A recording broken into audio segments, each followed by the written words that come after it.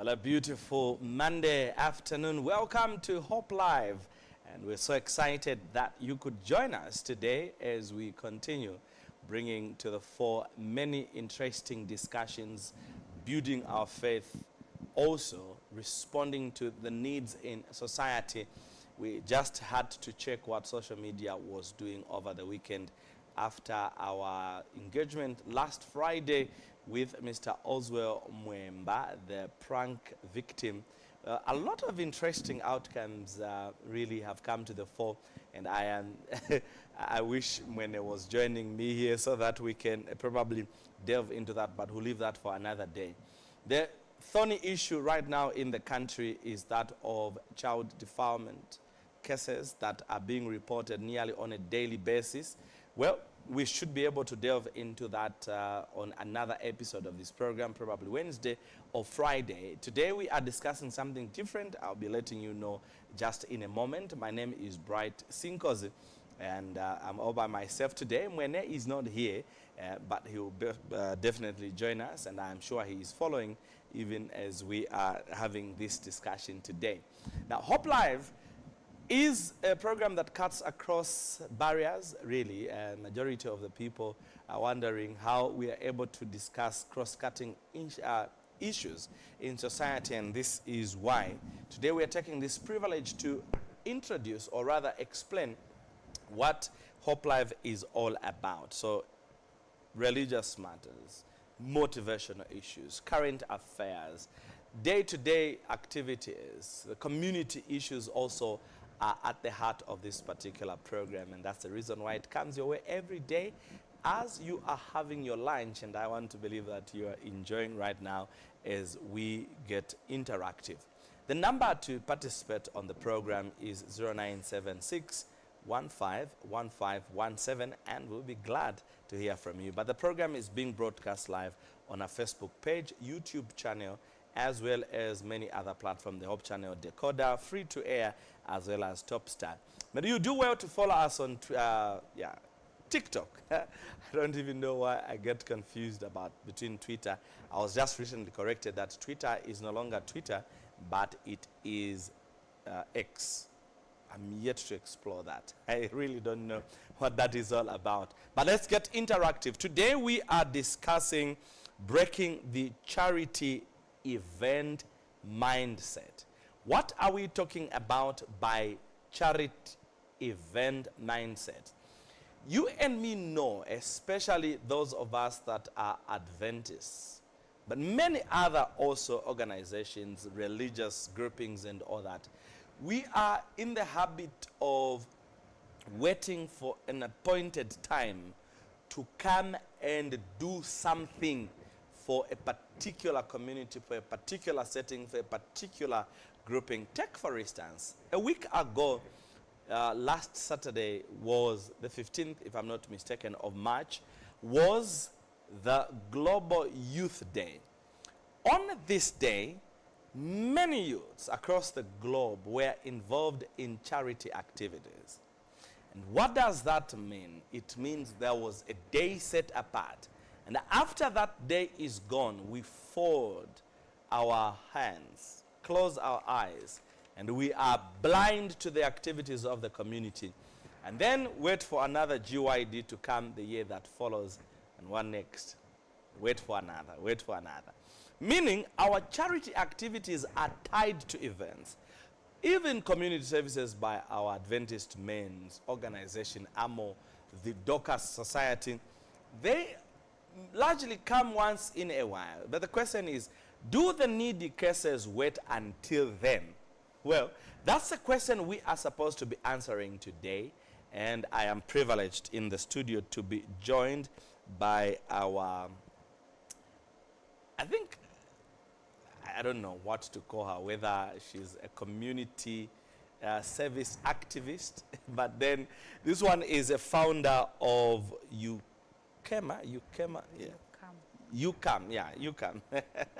UCAM Foundation. So UCAM Community Transformation Foundation is headed by Mrs. Eukaria Mfukama.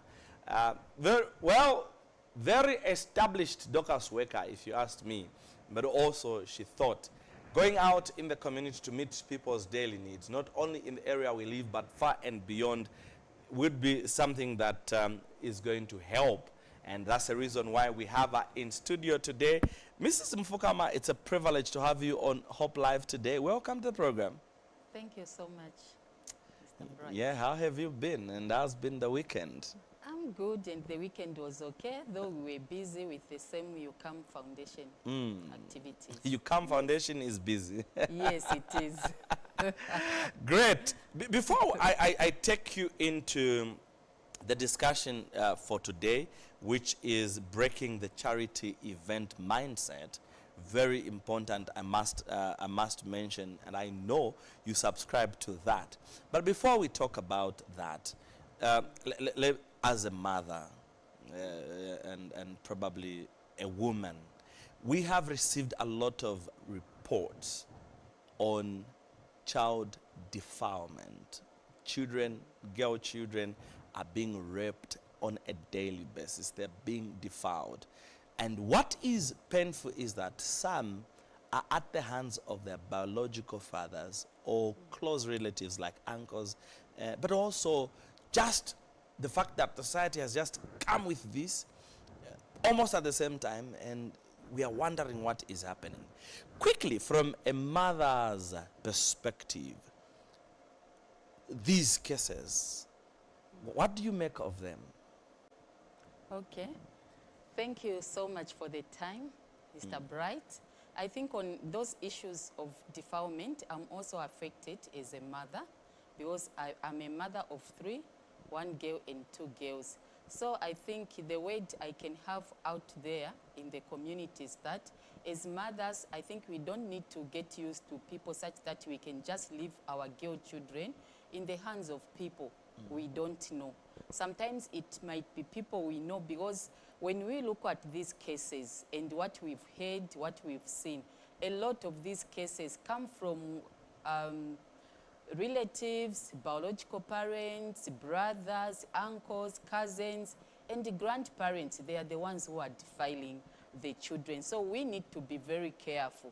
And I think it's something which we are supposed to continue sensitizing the communities, because sometimes mothers, they take an advantage of neighbors. Sometimes maybe they would leave even for a funeral or for some activity whereby they won't be home for some days. Then you find that they'll just leave the girl children with neighbors. And those people, the neighbors, develop interest on those children. The first time, maybe nothing will happen. Second time, nothing will happen. But the third or fourth time, you find that they'll devour that child, because the child will take an advantage of that uncle or a neighbor, whereby they will even start buying sweets or biscuits, because it's very easy to convince a child. So maybe because of those sweets, those biscuits, at some point that child will think, oh, it's just a usual thing, like how they always give them those gifts. But at some point, they will just carry that child, taking her to the bedroom and devour the child.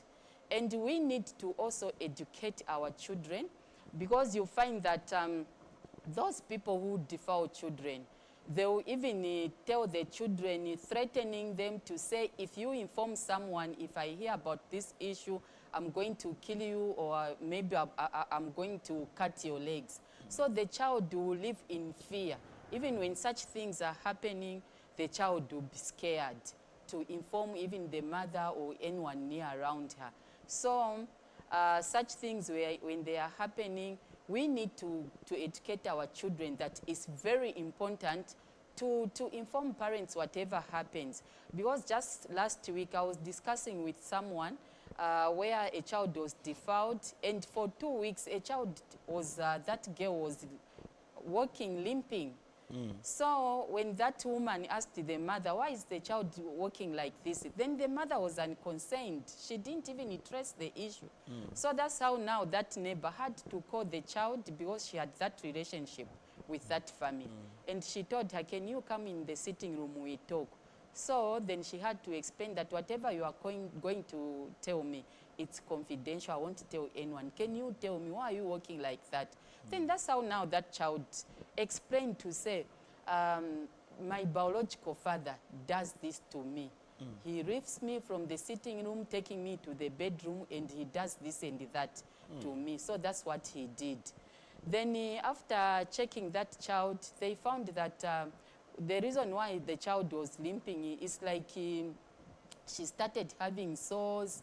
That's when now that woman made arrangements to report to the clinic and to police so that the child could be helped. So I think it's a very important issue to us as parents, especially us mothers, to take care of our children and to keep on noticing unusual things to them.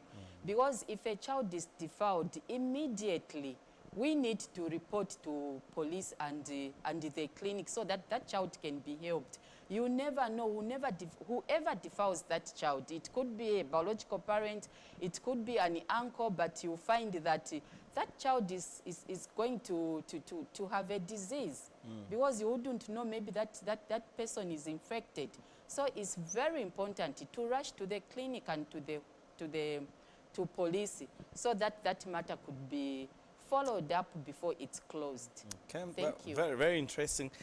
You know, I had to ask this question to you, especially that you are a community worker by this, because your foundation, we will learn more about that, is dealing with that. And then you find that majority of the people that you are helping are orphaned children who sometimes become vulnerable in the hands of people that are taking care after them. But anyway, let's get to the topic of our discussion today, breaking the charity event mindset. But as we are doing so, I did mention here that you run UCAM Community Transformation Foundation. Let's start from the inspiration. What really inspired you to start this foundation? Okay. Thank you so much for that question. As for me, it's about passion. Yeah, from childhood up to now, I've been having passion for the vulnerable people in the community. Because when I look at those, especially the orphans and the disabled people, they are the most marginalized people in the community. So I always have that passion to help them, or at least to find means and ways of helping them. Because sometimes it wouldn't be me exactly to remove some money or something to help those children, but I work as an advocate in the community because that's where my interest is. All right, interesting. Yes. But then you are a Christian on the other hand. I did mention that you are a Dorcas worker, but you're passionate about working with the people in the community. Let's speak on your Christian faith influence. How does your Christian faith influence your approach to helping those in need? I think I have a lot of verses which I love in the Bible. Okay. Yeah, which gives me an example as to what Jesus did on this earth when he was here on this earth. He used to help the vulnerable people. He used to help the needy people in the community. Yeah, I can give an example of Matthew 24, verse 24, which talks about passionate in the community.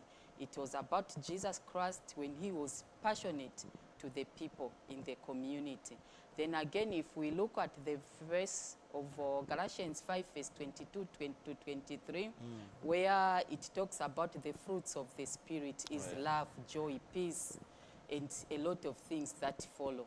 So as for me, as a human being, we don't need to live for ourselves. We need to live for others as well. Okay, well, yes. That's just what community work is all about. We want to establish how we can shift our mindset from the charity to it becoming a sustainable venture.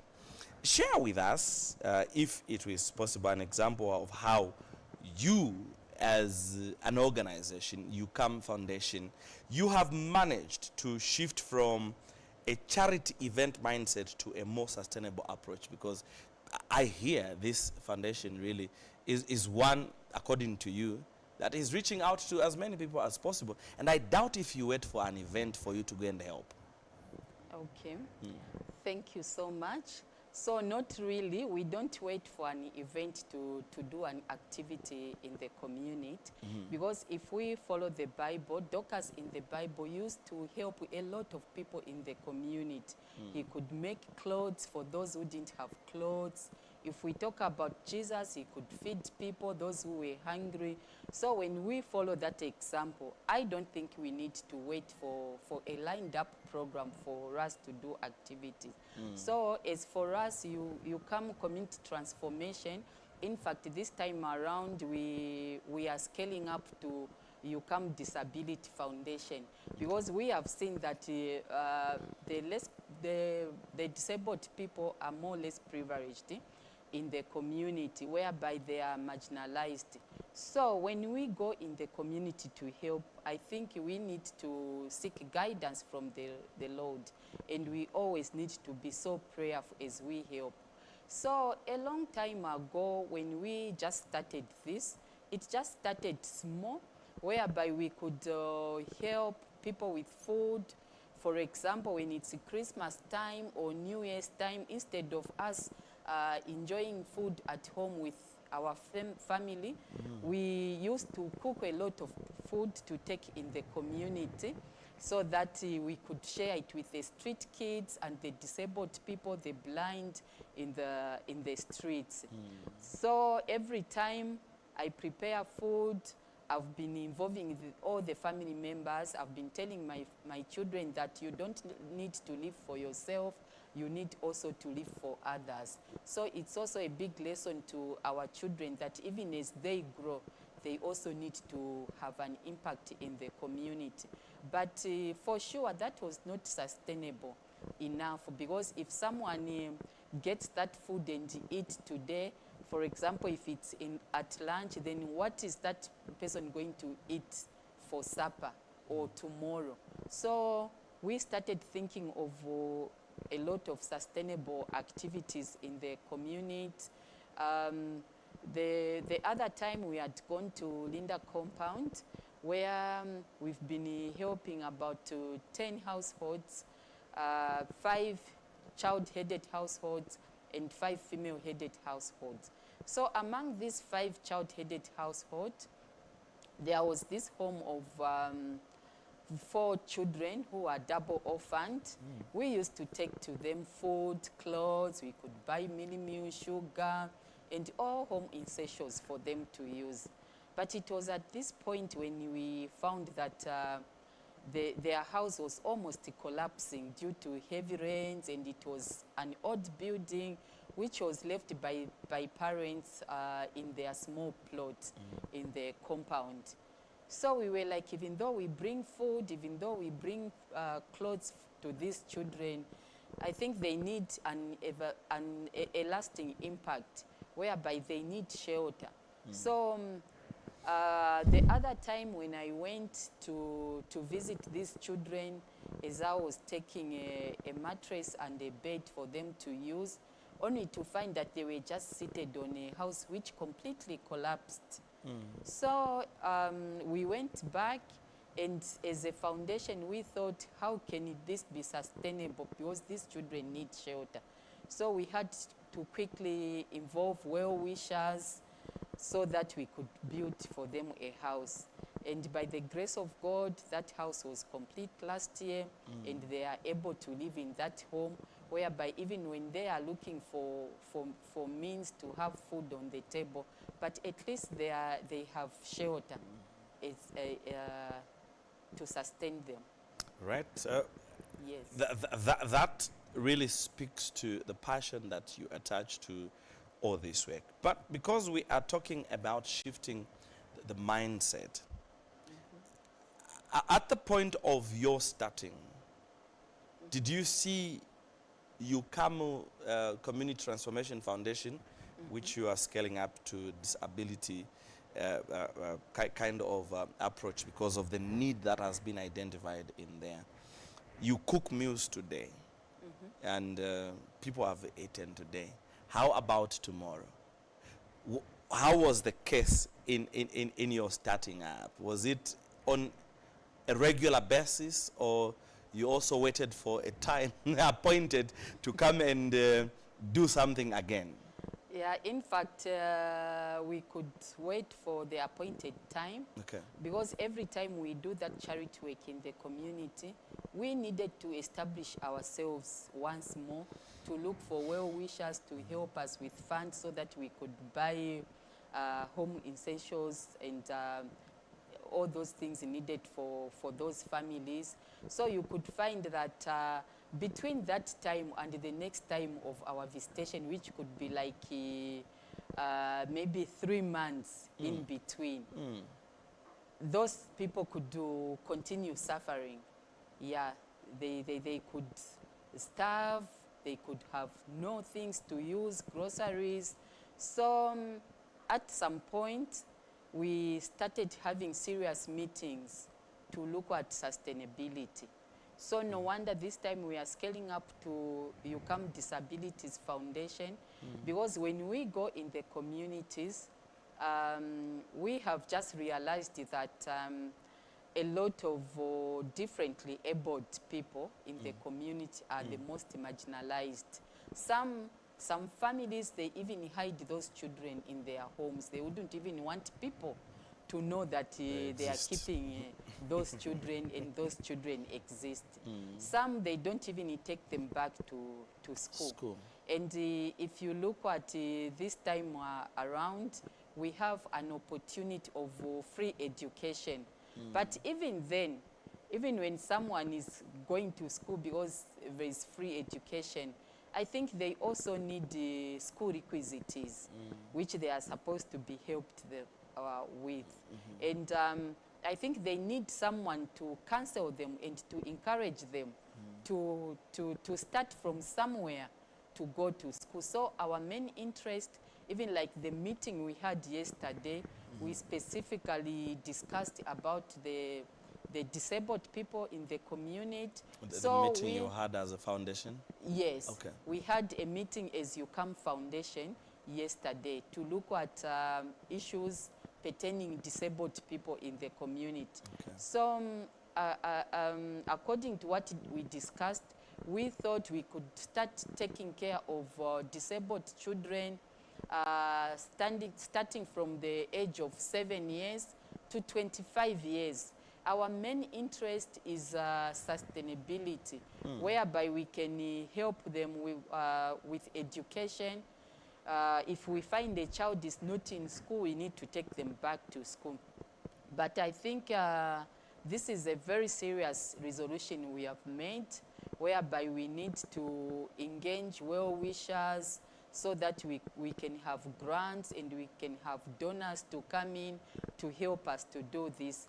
I think I can give an example of what happened 2 weeks ago. Okay.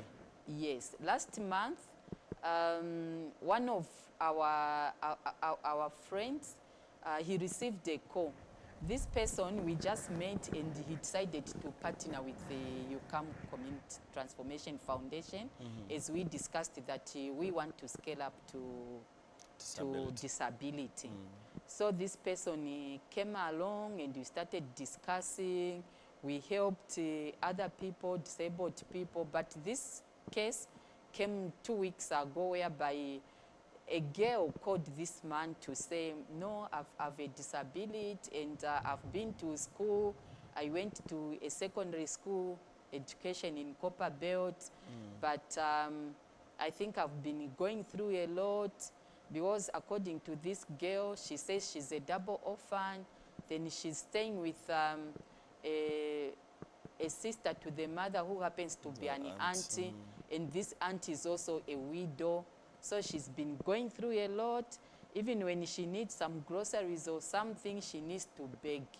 So at that point, she heard about our activities, and she had to call this man to say, no, I need help, because I've heard what you are doing in the community.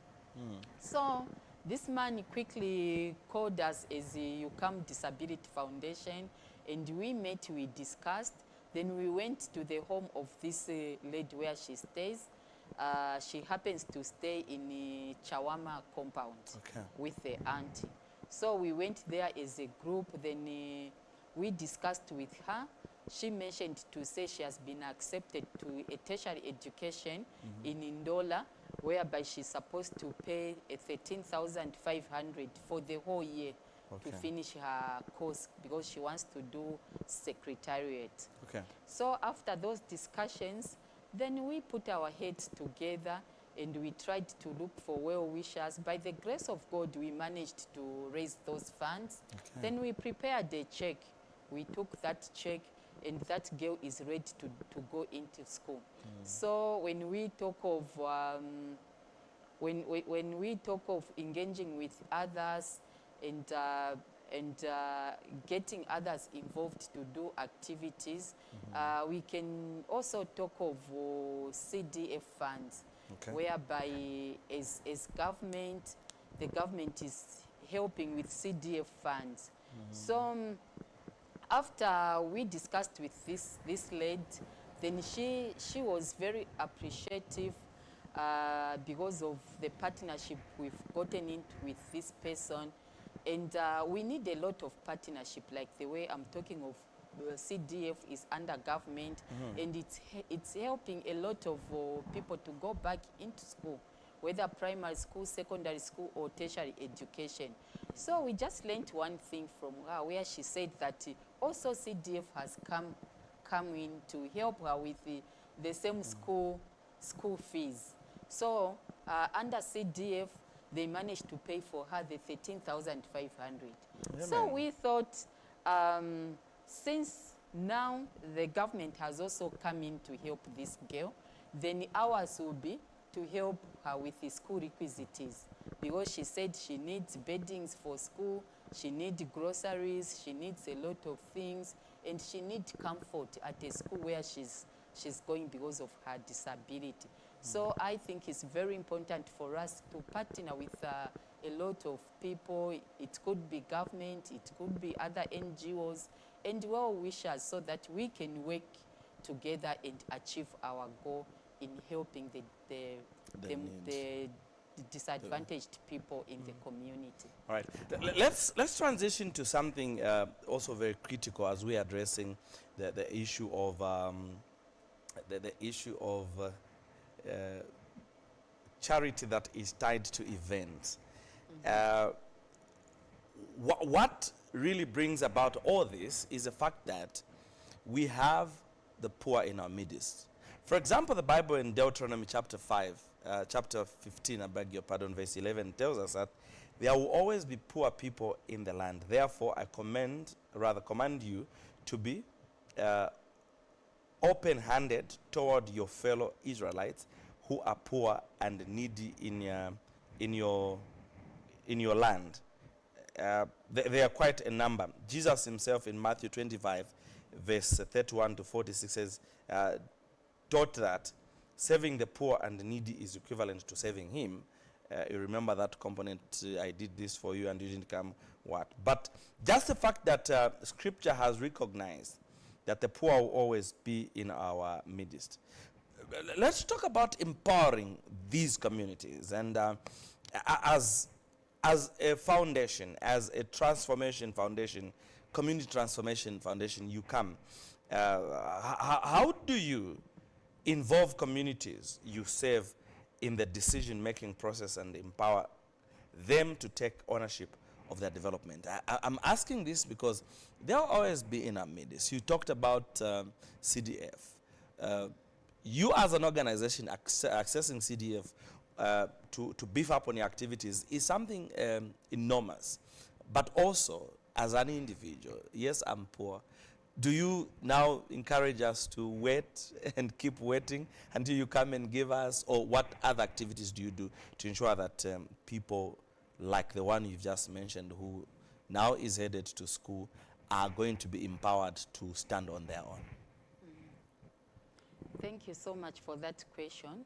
I think to start with, if you look at those verses you've just mentioned, it's true the poor will always be in our midst. And that one, we are not supposed to ignore it because it's written from the Bible, and no matter what we do, the poor will always be in our midst. Sure. So it's up to us now to find means and ways of helping them, especially with sustainable activities.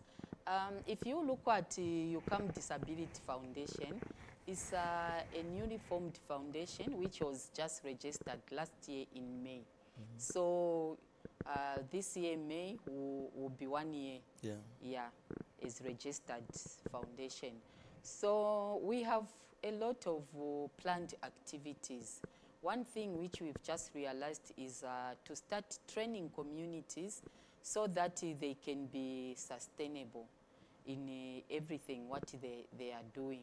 So we are going to be having trainings with the youth, trainings with female-headed households, so that even when you empower them with the activities to do with business, I think the beginning point is for them to know how they are supposed to do it, because someone is supposed to know what is profit and what is capital. If you just help someone with some funds, for example, if someone is saying, no, me, I want to sell vegetables at the market, then that person needs 2,000. You end up empowering that person with 2,000 kwacha without teaching her how she should use that money, what is capital, and how she should keep profit. That person will end up misusing the money. Within 1 month or 2 months, she will lack capital. Again, she will come back to ask for something. So I think the first thing is sensitization in the community.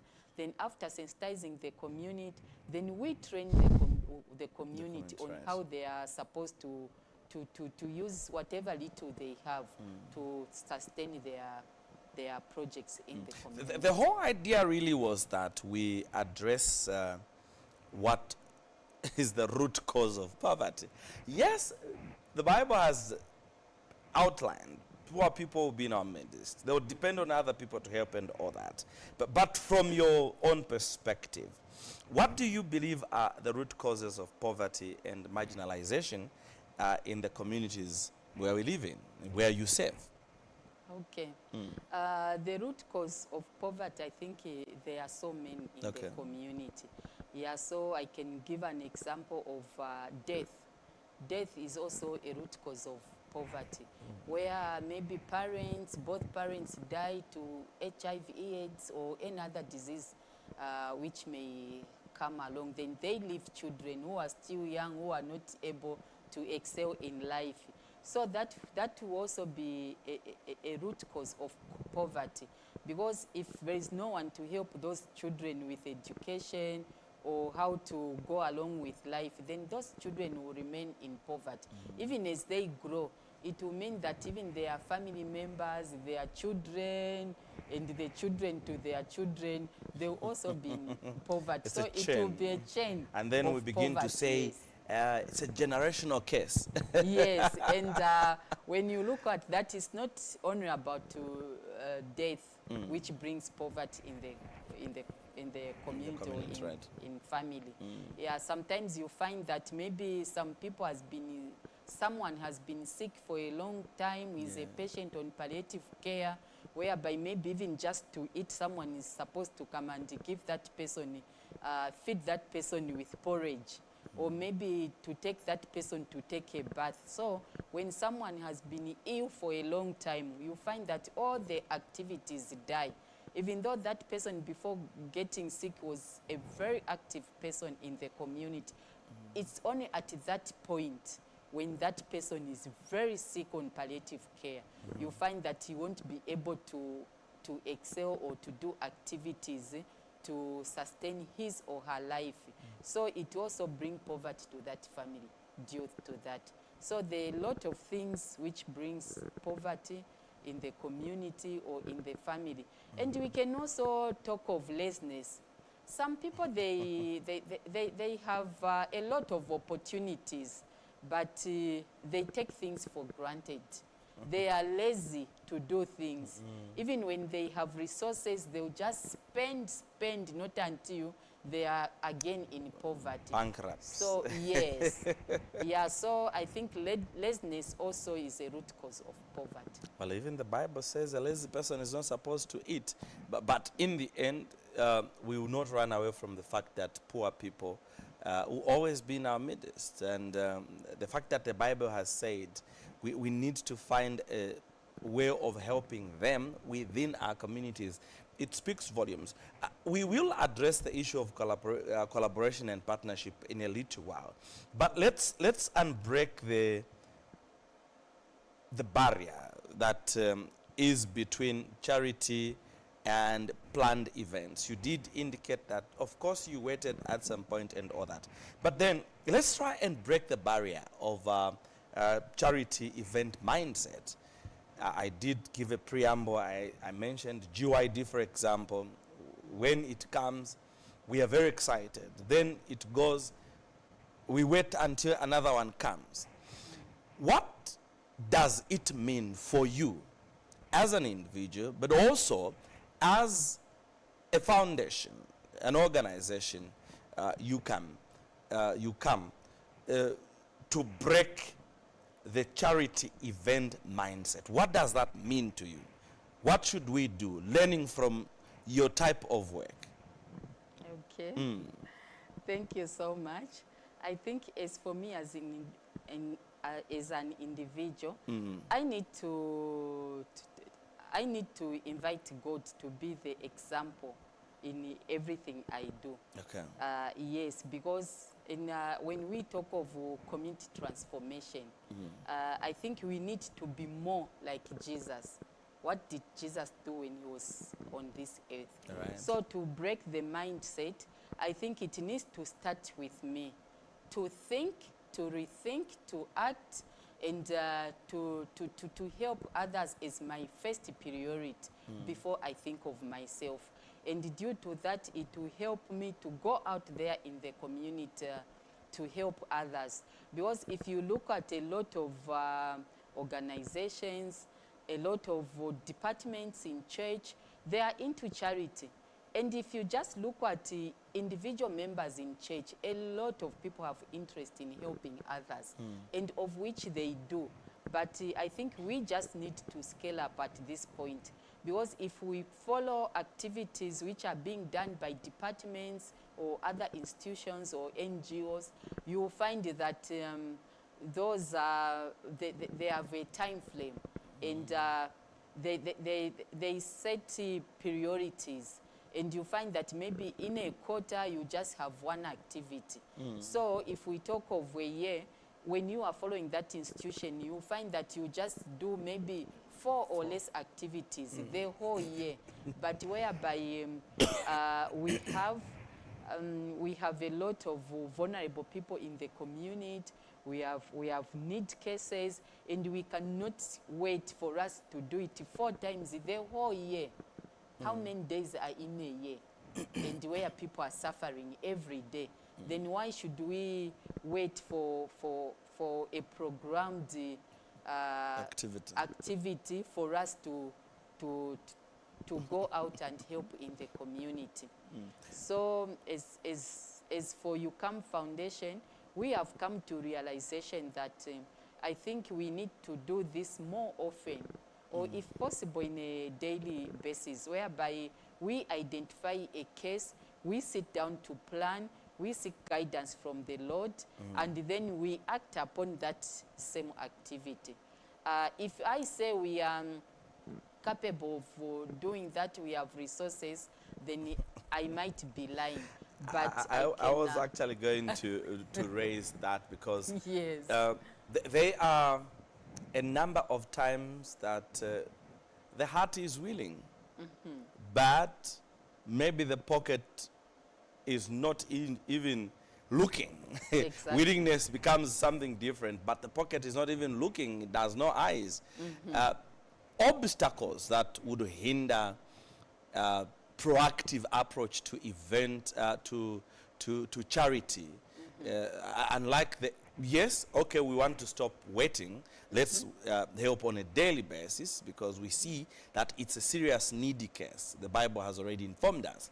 But if that be the case, then what do you think are the major challenges that such an activity, such a venture would not happen?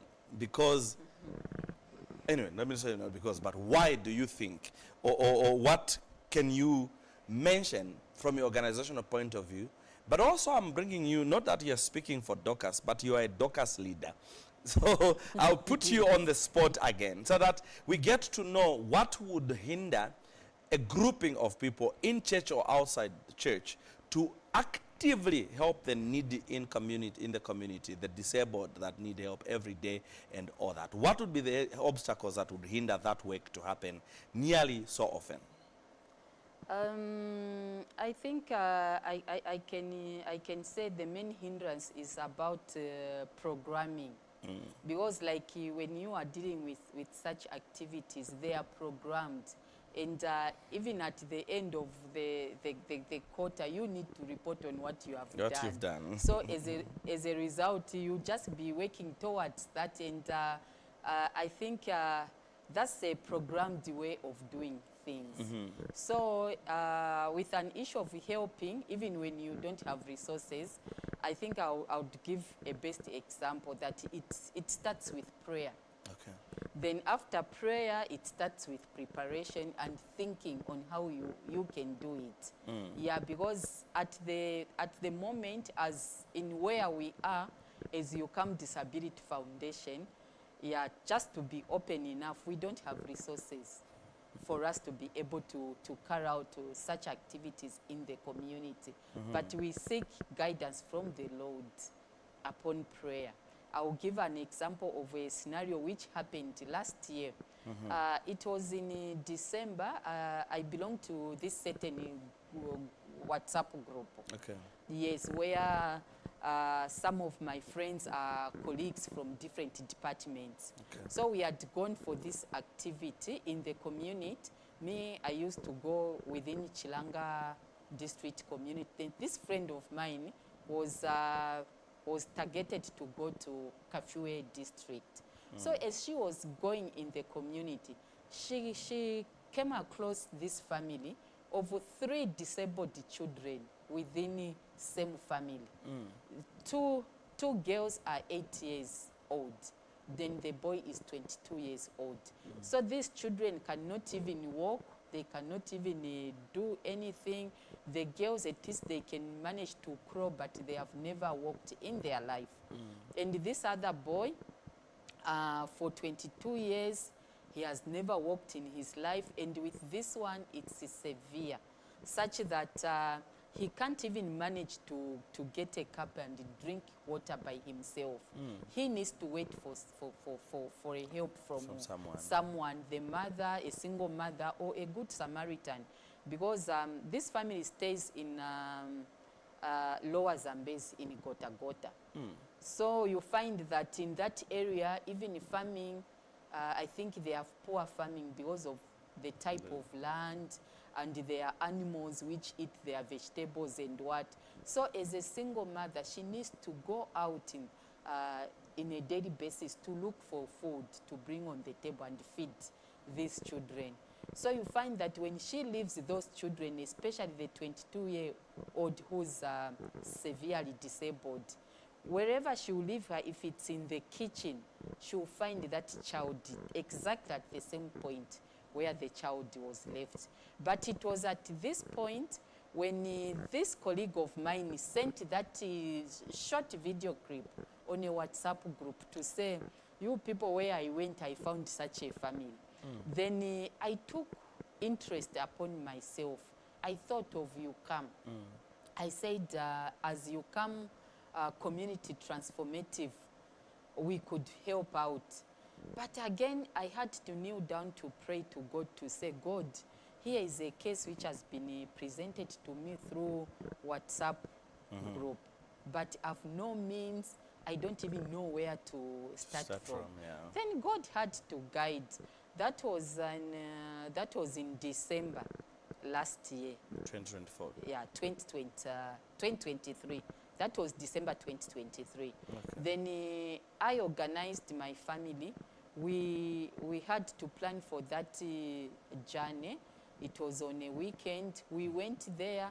The main reason of us going there, we went to go and probe with the parents, to go and assess, to find out what the problem could be, and to find out if there is any organization or government, or if government has come in to help them to curb their problem.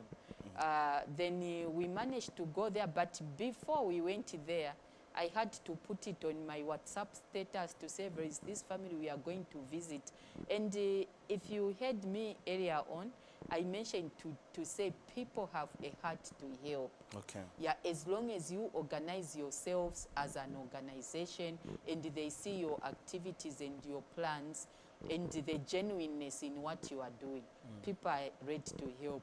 So a lot of people came in to help. Some were sending some small funds for us to buy groceries. Some could send beddings, clothes. So on a day like that, when we left for Chirund, we had our small vehicles. The boot was full of things to go and give out to that family. So when we arrived there, we found the parents, the single parents to those children. We had this discussion. We left whatever we could, the groceries, the beddings, the clothes. Then we promised them that we could come back again after a month. That's how we left. But in every activity we do, we involve God, whereby we do prayers with them, we do short sermons with them, and we always leave literature for them to study. Okay. So we left that place. Then that was in December. In January, when we just reached home, I had to kneel down and pray to say, God, we have seen that case, and our prayer is to provide wheelchairs for these children. But if, Lord, you are not able to, it's like I doubted God at that point. I said, Lord, if you are not able to provide 3 wheelchairs, please, can you provide even one for that boy who's Extremely unwell. Yes, who's unwell, and the disability is severe. Then I just prayed and packed that prayer, waiting for God to answer. Then it was on 15th January, as I was seated at work, I just saw a text, someone asking me, are you Eukarya? Then I was like, yes, I am. I saw what you sent on your WhatsApp status last time, asking for wheelchairs for 3 disabled children. That was a text. I'm very happy to inform you that the 3 wheelchairs will be landing today at the airport by 14:30. So by 15:30, you need to come and collect the brand new wheelchairs for the children you were asking for. Then she also mentioned to say she was going to send a location of where she stays. And she had to send the location. 16:30, I was still in the office. Then she had to text, Eukarya, are you coming to pick these wheelchairs? So I was like, yes, I'm still in the office, but I'll make sure I come. When I knocked off, I rushed to that person's home. It was a lady staying in McCain, somewhere in McCain. I followed the location. I managed to reach that home. She received me like someone she has met before, but we were meeting for the first time. Immediately, I entered in her sitting room. She said, can we kneel down and pray? What you are doing is unusual. I think there are very few people who could look out for others, especially the marginalized people in the community. So she took it upon herself to provide those wheelchairs, as if it were not enough. She even told me to say, I would want you to know who provided these wheelchairs. Can you guess who provided those wheelchairs? She told me that it was the real owner of Debonaires. Wow. Yes. But I've never met that person. I don't even know how she connected to that person for her to be able for that person to be able to donate those wheelchairs. So she said the real owner of Debonaires flew to India And through the discussion, she said, no, what would you want me to help you? Then that woman said, I've seen there are some children who need wheelchairs, so if you can provide 3 wheelchairs for me.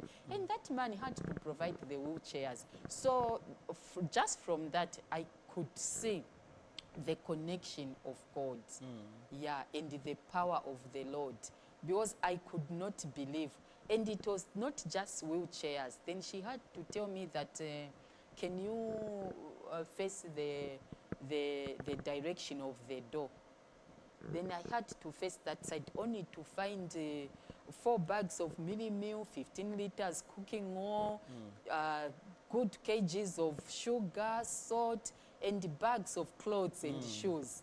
And she said, as you go to Chirundu, carry all these and take to those families. Amen. Just imagine. So that's how God works to transform the communities. He works in different ways and with wonders. Because sometimes what you can treat to be small, it's big, and God can always do wonders.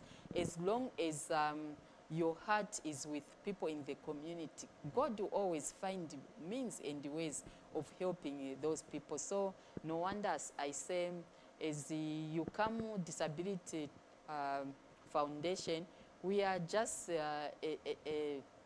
an advocate to the vulnerable people in the community. We are a mouthpiece, because I can imagine if it were not that video clip which I saw on WhatsApp group, even now those children were not going to have wheelchairs. And it was their first wheelchairs in their lifetime, even the 22 years old child, whereby when we visit them, we normally visit them on a Sunday. We could find them, maybe they are coming back from church. They were using a wheelbarrow, a destroyed wheelbarrow from the neighborhood, which they always could ask to transport him to church. And if you look at the boy, he had a lot of sores on the legs because of that damaged wheelbarrow which they are using to take him to church. But as I'm speaking now, even last week, a teacher from that same area called me that the children are now in school. Amen. They are using those same wheelchairs. The parents used to put the children in their bag to take them to school, and they had to wait for those children to knock off so that they can take them back to school. But with this provision of wheelchairs, I think for me it's sustainable, whereby those 2 children who are 8 years old, they are now back into school using those same wheelchairs. He even sent a photo where the teacher was standing with a lot of pupils, and those 2 children, they are seated in their wheelchairs in their full uniforms. Yeah, because they are able to go to school. And he was even saying that their friends now are very happy, because instead of parents coming to push those children around, the friends, it's like them, it's an adventure. During break, they will be fighting who's going to push her. And even when they knock off, they take them back home using those same wheelchairs. It seems a lot of experiences that you've gathered over the years. How long have you operated as UCAM? As UCAM Foundation, we've operated for 1 year, so to say, because we were registered last year. But even before registration, we did a lot of activities in the community, and I think due to that, that's the one reason why we thought of being registered, so that we can openly do a lot of more activities. So the 1 year officially registered. Beyond then, activities have been happening in the background and all that. Yes. But then, from what has been established here, is that number one, because we are looking at breaking the charity charity event mindset, where you have to wait for all that. You factored in the issue of partnerships. Yes. Let's speak also to the side of the church. I seem to have come out so hard on the young people that would wait for GYD once a year to go out in the community. They wait for GYD to go and donate blood. They wait for GYD to go and sweep at a clinic, hospital, market, or any public place. as a way of doing their charity. But of course, we know charity as a way of helping the cooking oils, sugars of this and that put together. I just want you to emphasize on the issue of partnership for the church, but also how you as UCAM Foundation are open to collaboration from many people. We need to conclude now. Okay. Thank you so much. So in issues of partnership, I think as UCAM Disability Foundation, we are open-minded people. We are always ready to work with others. So in every activity which we do, we invite others to come along with us. Okay. And we have worked with a lot of youths. Some have just completed their tertiary education. Some are still at secondary schools. And we have worked with a lot of women within our community, and some are members from our same church. When they see what we are doing, they are always interested to join us and do charity work in the community. I think my word out there, especially to youths, is that when such activities are happening, they need to show interest and do something. Who knows? Even our yesterday's meeting, we were planning of how to come up with a serious structure for UCAM Disability Foundation. Who knows, someone can be employed through UCAM Foundation, because we have powerful plans, over our foundation, whereby we bring others on board. We don't want this UCAM Foundation to look like it's just a family thing. No, we would want to collaborate with others. A lot of people should come on board so that we can achieve our goal and purpose in life, because by doing it on our own as a family or individuals, it wouldn't go far. So we need to come up with a good structure where we also engage partners to come and partnership with us so that we can work together. I can give an example of Fusion Lab. We are now partnering with Fusion Lab. Even the issue I was talking about of a disabled girl who's going into school in Copper Belt, we had to partner with the Fusion Lab, and we managed to find those resources because of partnering with others. So we are, in fact, we have bigger plans whereby we would want also to partner UCAM Foundation also to government and other institutions or NGOs which are ready to work with us so that we can be able to collaborate together. Can the church do the same? The church? Now with the church police, I wouldn't answer much over that. I wouldn't know. No, from the benefits, you've seen that you've seen that a number of people are willing to partner with people that are doing charity work. For example, yes. I will tell you, I was recently in Namwala, and we found a case that probably I have to learn from you how we are going to approach that. The prison in Namwala is housing about 350 inmates. Male and female. Of course, we have more males. And then the idea for us was to go and pray. After that, pack your bags, go. And then we need this, we need that, we need that. And I looked at that, I said, well, it's quite overwhelming for me as an individual and the few people that I was with that accompanied me to the prison. But then, you are talking about partnership. So in this particular case, because I went there as a preacher and then a need arose, is it possible for me, through the arm of the church, to tap into the blessing of other donors and partners like they are doing with UCAM, for me to come up with what we are going to give out to the community there? Is that something that can work if at all the church opened its doors to? Yes, that issue, is for me, is something which is very much doable and which can work. Okay. I think partnership in life is very, very much important. Okay. Because you know, even human body, it has different functions. Parts, yeah. So you can never function alone. whether as a foundation or an NGO or an individual, you can never function alone. You need others to come on board. Because if you talk of a prison visit, I can give an example. 2 weeks ago, as a Docker Society, we went to visit Mwembeshi prisons, where they have about 1,200 inmates. But before that, we could communicate to the authorities there, whereby they gave us the necessary things which they need. We went prepared, and we gave out whatever we could as Dockers. But as if it were not enough, before we closed the program, we gave one of them to chance to talk to us and tell us how they want things be done.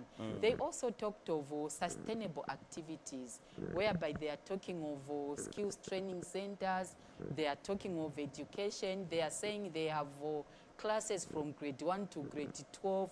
So they are also into activities which they would want the communities to come in and help, because whether government is helping in such things, I think it's not enough, because there are a lot of prisons, there are a lot of vulnerable people in the community.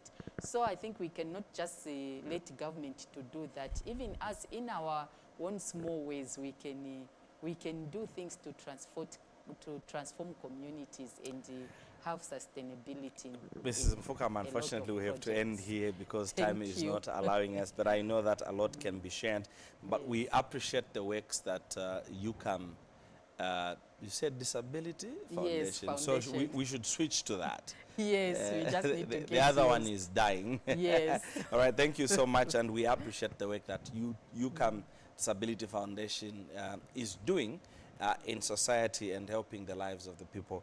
I think Hope Channel did air the story that happened in the Kafue area of that family, and it was quite a touching experience to know now that people responded to give aid to those people through your foundation by merely utilizing social media is another positive aspect.